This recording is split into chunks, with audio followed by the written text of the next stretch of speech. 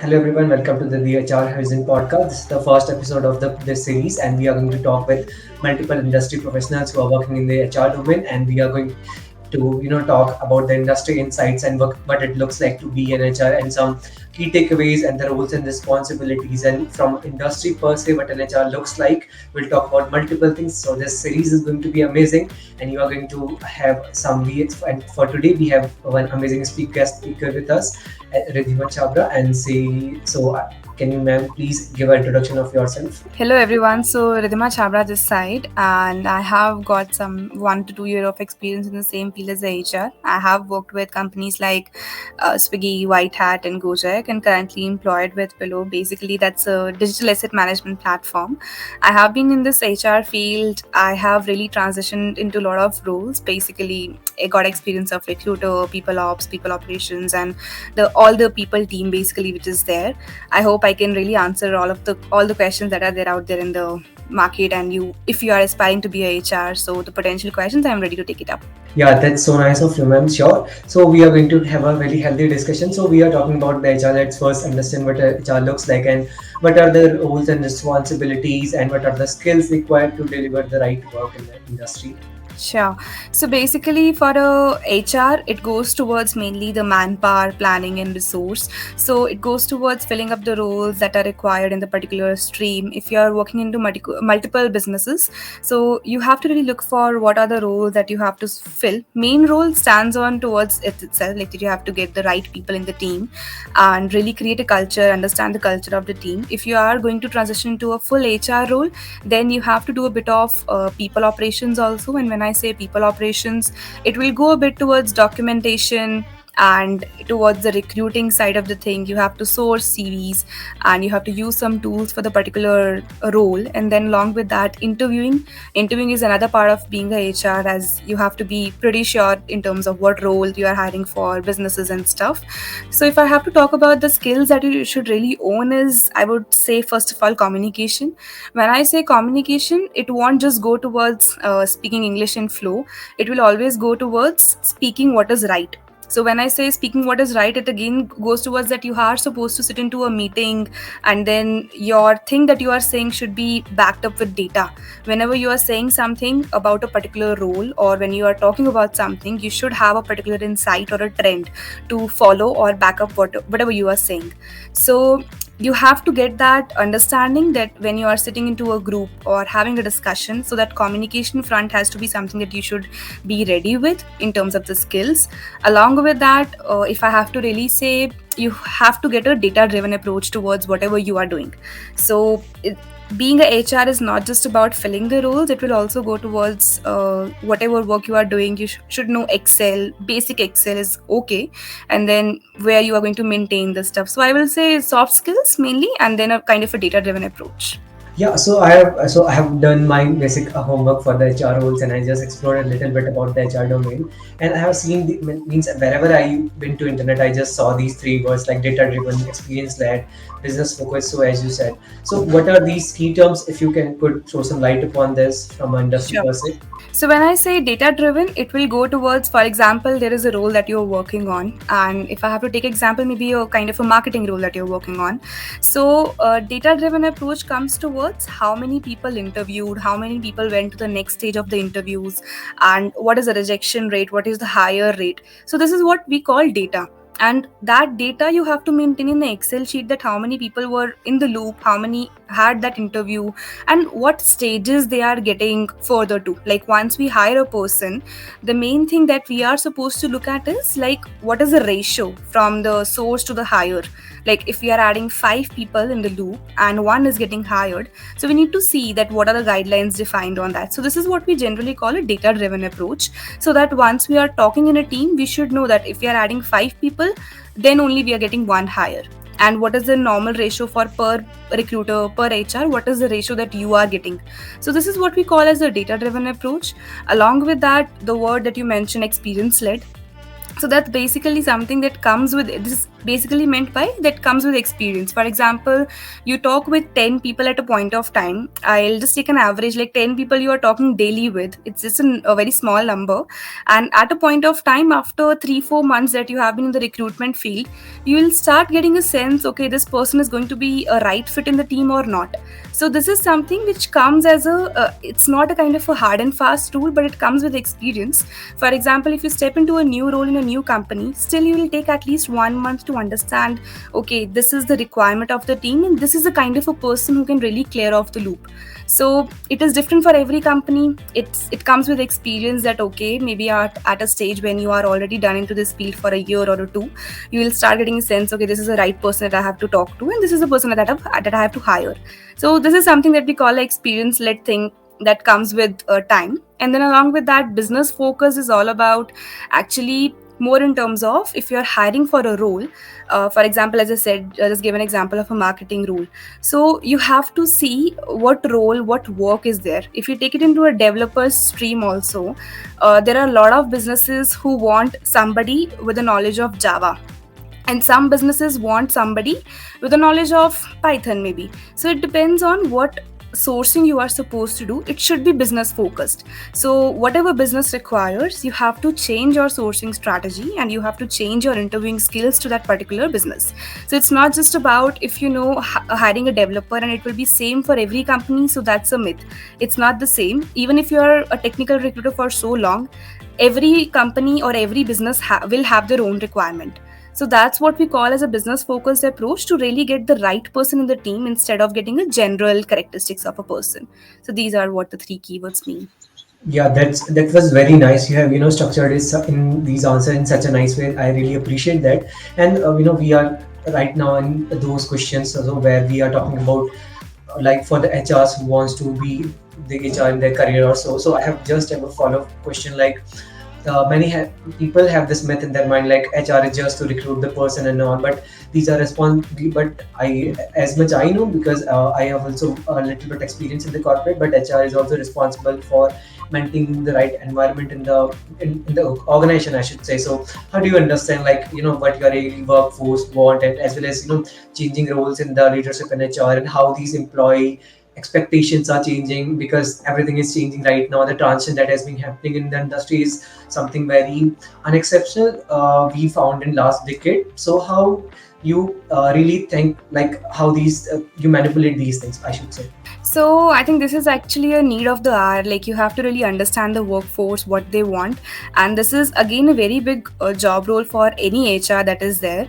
So you really have to talk to every person. So I'll give you an example what I generally follow and what most of the HRs follow. So you should really block a 15-minute discussion with at least, for example, if you have a marketing team, technical team, and a growth team. So you should block at least 15 minutes with two people from each team, so that you understand that what is the requirement or what the workforce want in different teams. So you will get a sense that what is happening in every team, and discussing for 15 minutes is going to give you a sense that what are their personal goals and what we are missing out on, as every employee comes with a kind of a personal objective in their mind whenever they are being hired. So you have to understand all those personal objectives also, so that in case somebody is coming with a perspective of learning and growth, so this gives us a sense that we have to introduce some training culture, some learning culture in the team. So I think it all comes with the communication front. Be open with the team members who are there. Talking to them will give a lot of good results. And along with that, just conduct a survey. So if you are having like a big 600 team members like that, and you won't be able to talk to every person. So in that case, you can just talk to the leads, so that if any employee have a concern, they can just pass it on to their leads, and maybe you can conduct a survey within the team. So that survey is going to talk about everything that they need or what the workforce really wants, and you will be able to understand the perspective. And in case you feel that every person is saying that yes, we need a training culture, learning culture, then maybe talk to people or folks in other, there are a lot of vendors out there for learning and culture and stuff. They'll give a session on that, mainly change management and all. I have seen these things in most of the companies. So understanding these things is very important. I think maybe a survey would really help, and I think it's all about talking to them a lot and being open on their perspectives. Yeah, so as you were talking about from from whole team perspective, now I just want to break it more. So now from a single individual employee perspective, so every person has a different mindset, a different thought process. I just wanted to know, how do you ensure to this person is working with his 100% workforce, I should say, or with mindset he's totally work driven, or how to enable the talent of an employee according to you. Yeah, so it really comes on again, like when we interview a person, that's why it comes very important to ask them that what are your personal objectives. As if a person or an employee will get to know that we are not just focusing on the company objectives, but we are focusing on what they really want to do in their time period. We always ask a question that where do you see yourself in 5 years? So this question has a lot of history behind. So we at that question we want you to talk about where do you see yourself, basically what you expect from ourselves. It's not just about the company or being in the role, it's more towards that what you want with yourself. Like if you are thinking to become a manager and you want to transition yourself to be a manager in within 5 years, so we'll really help you doing all that stuff, maybe give you an intern to mentor at a point of time so that you can get those skills to manage people. So this is just a very small example to really enable the talent of employees. It's very important to know that what they really want to do and the personal objectives and stuff. As I just told, like if a person is going to become a manager, just do that thing. Maybe we'll give 2 or 3 interns to them just to mentor. And maybe in a time frame of 5 years, they will really become a manager if they got those skills slowly and steadily. That's why we ask this question a lot. And along with that, if we have to really push employees to have that 100% thing, it's all about really building that culture within the team also. As if you're working in a team and you have a lot of team members that you see that they're working towards the goals, it's very important to create those teaching moments within the team. It's not really about micromanaging them or just sitting on their head to work. It's all about if a team member is getting help from somebody else without asking or without us saying that to do. So these will create some teaching moments within the team, and this is going to impact a lot in terms of they'll be like 100% work driven on those fronts. So these are small examples that these are some of the things that we can do to really enable. Yeah, that sounds absolutely great, and I really appreciate your efforts because HR and listening to you really make me realize that you guys are really helping a person or nurturing a person to be that, to upgrade or maybe to leverage his skills or his career. So I've heard this while surfing a lot, and I read a lot, e-read a lot. So I got this concept of competition to collaboration. How you ensure this in any company? If there is any practice that you follow, or so, if you could say. Yeah. So basically, it also comes towards that, like when we talk about collaboration, it goes towards letting people do what they really want. It's not about that we will tell them, okay, you have to do this much work for a day, you have to do that. At least, I think when you give them ownership to do the things, that really leads to that competition to collaboration kind of a culture within their team. So you really have to create a reward or maybe achievement culture, as if somebody who is just doing like a tremendous job. So you have to really show that contribution to all the employees, and that is going to give a positive impact within the team.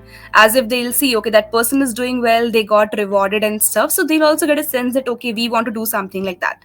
So that thing, when they see a positive impact within the team, that's going to lead to collaboration. That person is going to go to that person, understand, okay, how did you do that, and how I want, I can really do that thing.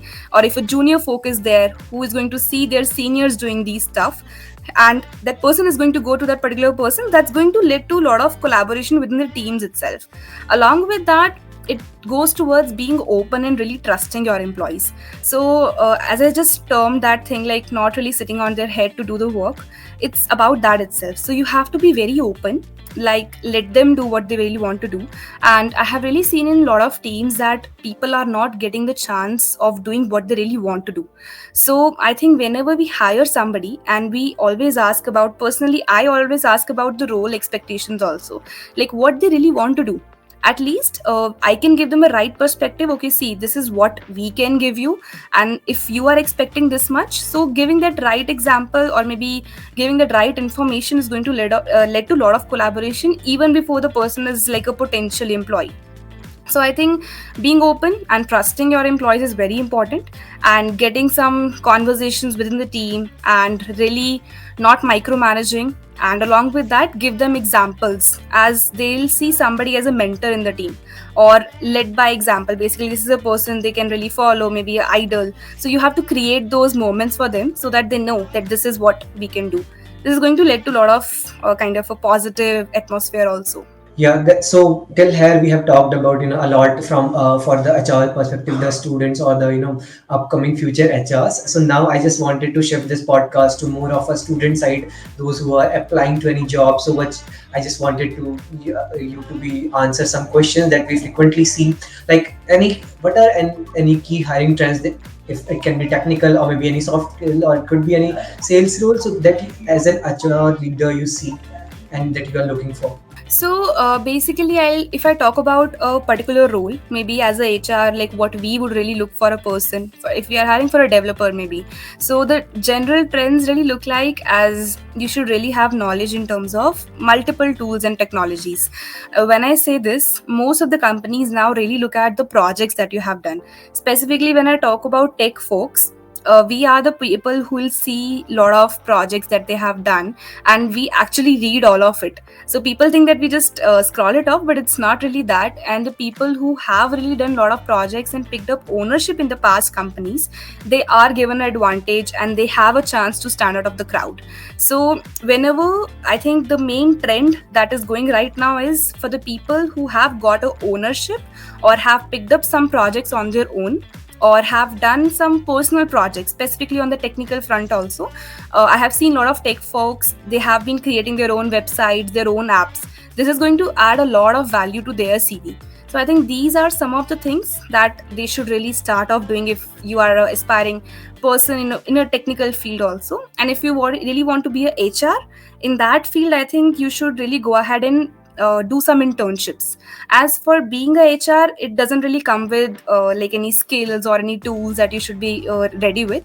It comes with time, and you should get that sense of interviewing. So at a point of time when I started working, I used to use a script, and that script I used to read over a call and then understand, okay, how, what to ask and stuff.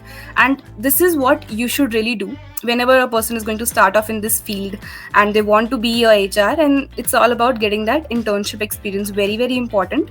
And in case after graduation or maybe during college, they can get a chance to step into a startup. That is very very good for them, as in a startup line they'll get experience into lot of roles at a point of time. HR is very vast role. HR is a recruiter, HR is a people person, HR is all about maintaining the culture also. So if you step into a startup, you will get a chance to do all of these three things. So I think the main thing that you should really go ahead and maybe be ready with would be internships, and be ready with the communication skills as a soft skill also. Yeah, so you have almost touched everything of the aspect that I was wondering if you could do with this question, and that's very nice. And everyone who is going to listen to this podcast, I hope you all agree with me. Like, projects are the most important thing that everyone should see, and you should start building your own projects. Maybe it could be any portfolio website or anything. So, and definitely, I totally agree with your last point that mentions like working in the startup is really fruitful, because from it gives you pressure, but at the same time it really helps you a lot to work to check your efficiency, like how efficient you are. Learn a lot of skill about time management, and so definitely it's a really good practice to work in your starting years in a new startup. So like I just wanted to know from you, Ridhima, like what tech skills do you think necessary for the developers for the of the future to to be the outstanding developer, to outstand from everyone, because we can see these multiple layoffs or so, and there has been lots of buzzwords that are going on. Personally, I don't think there is any buzz going on, but still it is in the social media. So I just wanted to know your perspective on this. So, adding on to this thing that is going on recently, I feel technical stream is actually the very, like, it keeps on changing time to time. It's not about that if you will get a sense of a particular tool or technology now, it is going to be valid at a later stage also. As at a point of time, I have seen like Java developers were like lot, they're in demand, but now at the same point of time, Python developers also were in demand. So it's like not about a particular tool or technology that you should be ready with. It's like really learning time to time, seeing whatever is in demand, just learning that. Specifically, it comes to the technical streams a lot. For a developer, if they are just having knowledge of Java and then they are thinking that this is going to stay forever, it is something that is maybe going to add a issue at a later stage. So in these layoff stage, what I would suggest you to do is really getting a sense of lot of tools and technologies at a point of time, as they keep on changing. And I have seen a lot of companies, some companies really demand somebody who is good with Java, some people want somebody with like specific databases, maybe MongoDB. These are some of the databases which are very famous right now in this current market. So specifically towards the front end also, I think technical folks are the people who will be in demand for sure. It's not really the layoffs are happening, that is a kind of a time period or a stage that has come in, but these are the people who will always be in demand even at a later stage. But it goes with a concern that you have to be ready with learning new technologies time to time. And if you are really learning two or three, it won't really help you in a long run. Just maybe keep on advancing your skill, learn this tool or technologies that are currently in the market. That's going to help a lot. Yeah, so I just wanted to know, like, this is the most interesting question for me as well. So, what will be the future role of HR will be in 2025? And I'm asking this question because we all can experience this. A lot of automation is going on. Every process. I shouldn't say this is because of AI, because there are some more couple of things like IoT and much more advancement in technology that is leading to this automation. So, what do you think? I know you look beyond as well, about 25 to 2025 as well, but I just know want to explore as a HR as well. What do you think about this? Even if a lot of automation tools comes in place, I feel every company at least requires one or two HRs in their team. There is a reason behind it. AI tools won't be able to provide that personal touch for sure. As when I talk about really understanding the employees, right? AI tools are just going to follow a particular structure which is they are set up for, right?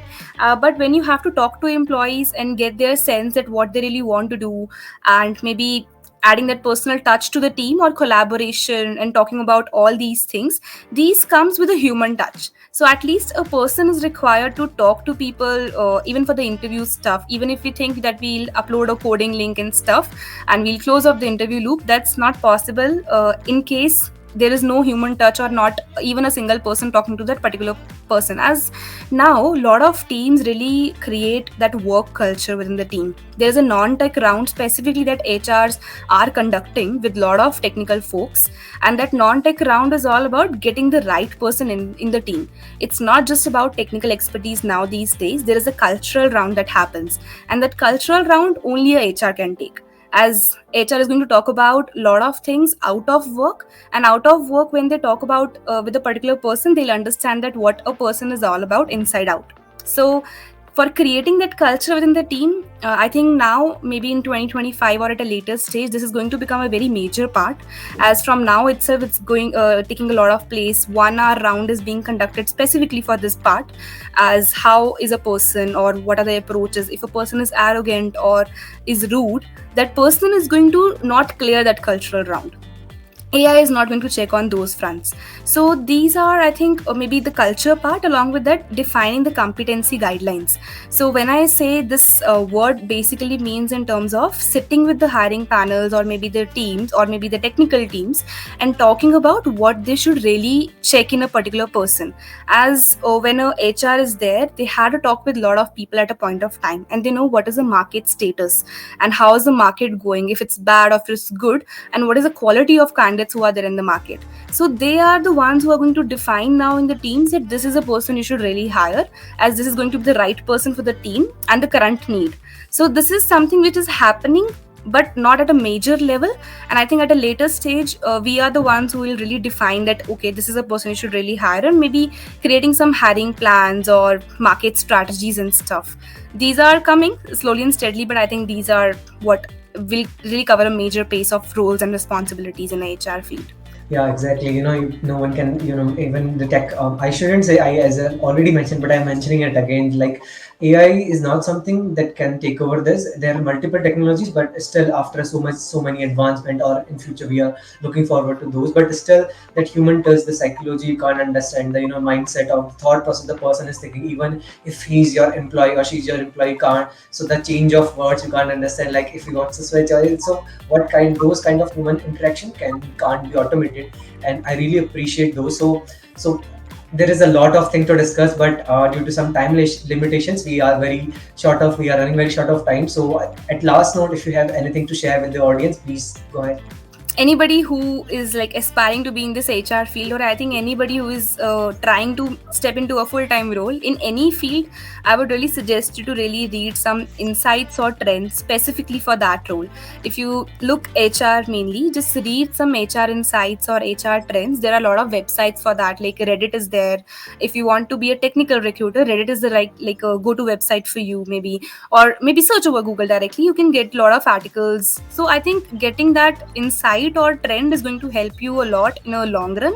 As for me also, this is kind of a thing that I'm learning slowly and steadily. I have now started doing that. But for you folks, I would really prefer that if you really come up with all those research or data in mind, that is going to help you along even in the interviews, even when you are working practically on in any field. Just get the latest things or latest news, be aware of all of that. This is something I would really suggest people out there. Yeah, so basically, by summarizing it, just play with the facts, and you should have the data backing you. Otherwise, you will face multiple problems. So, thank you, ma'am. Thank you for joining, and it was really nice talking to you. And I appreciate your efforts for the community, and looking forward for hosting you again. Thank you, ma'am. Thank you for time. Thank you so much, guys. Have a good day. Bye.